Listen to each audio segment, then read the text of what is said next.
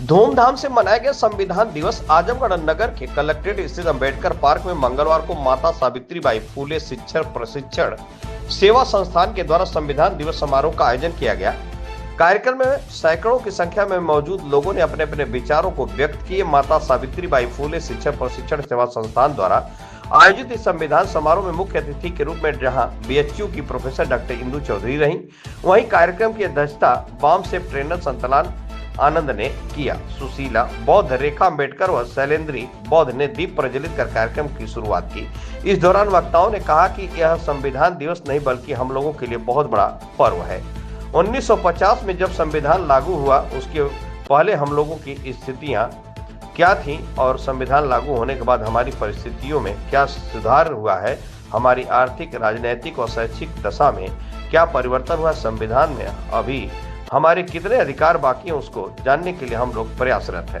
7 सालों से लगातार परंपरागत तरीके से किया जा रहा है। संविधान की पुस्तक दी जा रही है कि घर घर संविधान पहुंचे और अब आम जनमानस अपने हक और अधिकार को जाने।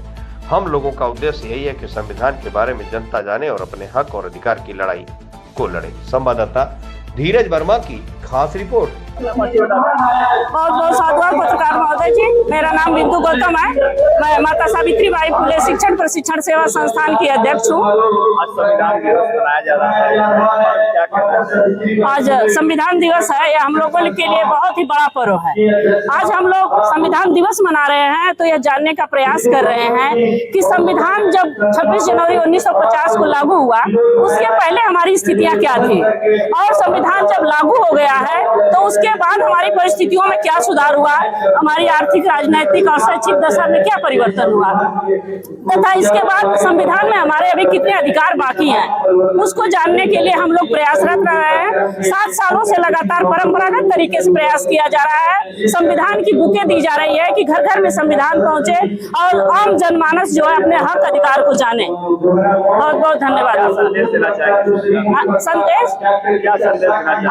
संदेश यही हम लोग दे रहे हैं कि संविधान में जो अधिकार है उसको आम जनता जाने और अपने हक अधिकार की लड़ाई को लड़े और आगे बढ़े। जब तक संविधान के लिए हम सब लोग नहीं मिलकर लड़ेंगे, बाबा साहब ने कहा था ना, संविधान चाहे जितना ही अच्छा क्यों ना हो, अगर उसको चलाने वाले लोग अच्छे नहीं है, उसे सामने नहीं रखते हैं तो अंततः गलत साबित होगा। तो हमें यह आगे बढ़ करके चलाने वाला बनना होगा।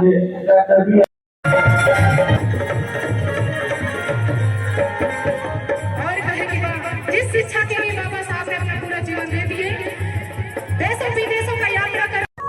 रामविलास साहू, राष्ट्रीय अध्यक्ष वंचित अधिकार पार्टी। आपको संविधान दिवस की ढेर सारी शुभकामनाएं। सभी पत्रकार बंधुओं को, हमारे समस्त देशवासियों को आज के दिन हमारा देश जो संविधान लागू किया गया वो दिवस जो मना रहे हैं उसका ढेर सारी शुभकामनाएं और बहुत बहुत बधाई। कहना यह है कि संविधान जो संविधान दिवस हम मना रहे हैं उसका जो औचित्य क्या है, आज उस संविधान की देन है, उस संविधान की किताब की देन है, उस संविधान के नियम की देन है तो उससे हमारा देश संचालित हो रहा है।